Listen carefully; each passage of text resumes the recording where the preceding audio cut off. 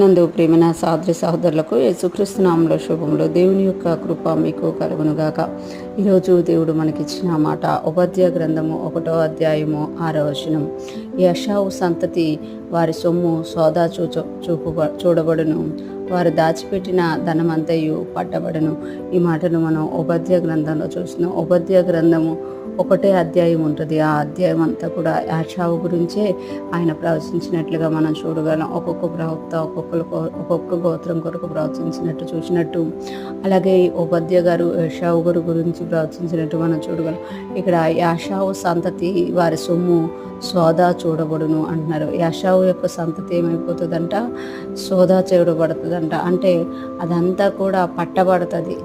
ఎక్కడుందో ఆ సొమ్ము అనేది సోదా చేయబడుతుంది. చూడండి, చాలాసార్లు కొంతమంది నీతిగా సంపాదించిన, కొంతమంది అన్యాయంగా సంపాదించిన వారి సొమ్మును ఇది చేస్తారనమాట. క్యాల్కులేట్ చేయడానికి ఏసీబీ వాళ్ళు పట్టుకుంటూ ఉంటారు. కొన్నిసార్లు రైట్స్, ఇన్కమ్ ట్యాక్స్ రైట్స్ జరుగుతూ ఉంటాయి అనమాట.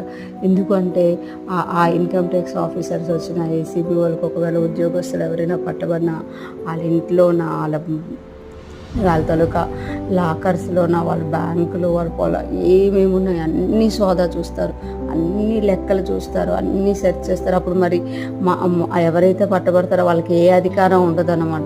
అలాగా యెషావు సంతతి యొక్క సొమ్ము అంట సోదా చూడబడునట. అంటే వాళ్ళు ఎక్కడెక్కడ దాచుకున్నారు, ఏమేమి ఉంది, ఏంటి అంతా పట్టబయలేకపోద్ది. మనం చాలాసార్లు న్యూస్లో చూస్తూ ఉంటాం అన్నమాట. వీళ్ళకి ఇంత ఉందట, వాళ్ళకి అంత ఉందంట, వాళ్ళు అంత దాచుకున్న. వాళ్ళు చేసే ఉద్యోగం చిన్నదవచ్చు, వాళ్ళు చేసే ఉద్యోగం పెద్దదవచ్చు, కానీ దానికి తగినట్టుగా వాళ్ళకి ఉన్న ధనానికి వాళ్ళ లెక్క చూపవలసి ఉంటుంది. అదే కొన్నిసార్లు కొంతమంది సంపాదించుకుంటూ ఉంటారు, కానీ ఒకవేళ ఇన్కమ్ ట్యాక్స్ ఆఫీసర్స్ రైట్స్ వాళ్ళ మీద జరగకపోతే వాళ్ళు ఏం చూపించక్కర్లేదు, వాళ్ళు ఎంత సంపాదించుకున్నదంతా కూడా దాచుకోవచ్చు. యెషావు సంతతి యొక్క సొమ్ము ఏం చూడబడుతుందట? సోదా చూడబడును. అంటే యెషావు యొక్క సంతతి వారు ఏదైతే ధనాన్ని దాచుకున్నారో ఆ ధనం అంతా కూడా బయట చూడబడుతుంది అనమాట. అందరూ దాన్ని చూస్తారు. ఎలాగ సంపాదించు ఏంటి అనేది అంతా కూడా తెలిసిపోతుందట. వారు దాచిపెట్టిన ధనం అంతయు పట్టబడును. వారు దాచుకున్న ధనం అంతా కూడా ఏదైతే దాచుకున్నారో, ఏదైతే వారు లోపల ఉంచుకున్నారో అదంతా కూడా పట్టబడిపోతుందట. అంటే వారి సొమ్ము అనేది, వారి యొక్క ఆస్తి అనేది, వారి యొక్క ధనము అనేది వారికి ఉండకుండా అది పబ్లిక్ అయిపోద్ది అనమాట. ఇప్పుడు ఇన్కమ్ ట్యాక్స్ వాళ్ళు పట్టుకున్నప్పుడు అది న్యాయంగా సంపాదించింది అయితే చూపించాలి, ఆ లెక్కలు చూపిస్తేనే వాళ్ళు ఇస్తారు, లేకపోతే అదంతా కూడా పట్టబడిపోతుంది అనమాట. ఇక్కడ చూసుకుంటే యెషావు దేవుణ్ణి ప్రేమించినందున, దేవుణ్ణి విసర్జించినందున, జ్యేష్ఠత్వాన్ని విసర్జించినందున అతని సంతతి వారి జీవితాల్లో కూడా అది కనబడుతుంది. అదేమైపోయింది అని అంటే వాళ్ళ సంతతి వారు ఏ విషయంలో కూడా ధనవంతులుగా ఉండలేక అంతా పట్టబడిపోతుంది అనమాట. అంతా కూడా కేసుల్లోకి వెళ్ళిపోయినట్టుగా అంతా కూడా వాళ్ళకి అసమాధానంగా మారిపోతుంది. అదే దేవుణ్ణి ప్రేమించి వారినైతే దేవుడు ఆస్తికర్తలుగా చేస్తాను అని చెప్తున్నారు. నీకు తక్కువగా ఉన్నా, నీకు ఇప్పుడు కొద్దుగా ఉన్నా నేను నీకు మహాభివృద్ధి కలగజేస్తాను అంటున్నారు. నీతిమంతులు చిగురాకు వలె వృద్ధి నొందుదురు, నీతిమంతులు ఇల్లు గొప్పదననేది.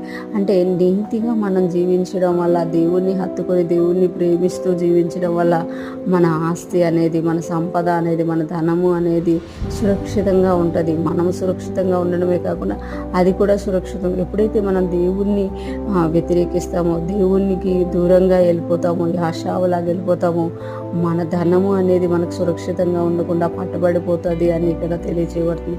ఈరోజు ఫ్రెష్ మనం ఉంటున్న ప్రతి ఒక్కరూ కూడా దేవుణ్ణి హత్తుకొని జీవించే వారంగా, మన ధనంలో దేవునికి భాగం ఇచ్చే వారంగా, దేవుణ్ణి మన ధనంతో కూడా గౌరవించే వారంగా ఉన్నప్పుడు మన ధనము అనేది, మన యొక్క సంపద అనేది, మన సంతతి వారి సంపద అనేది సురక్షితంగా ఉంటుంది అని ఈరోజు దేవుడు మనకి తెలియజేస్తున్నారు. అటువంటి జ్ఞాన హృదయం కలిగిన వారమై మనం ముందుకు సాగిపోదుగాక. దేవుని కృప మనకు తోడుగా ఉండి నడిపించుగాక. ఆమేన్.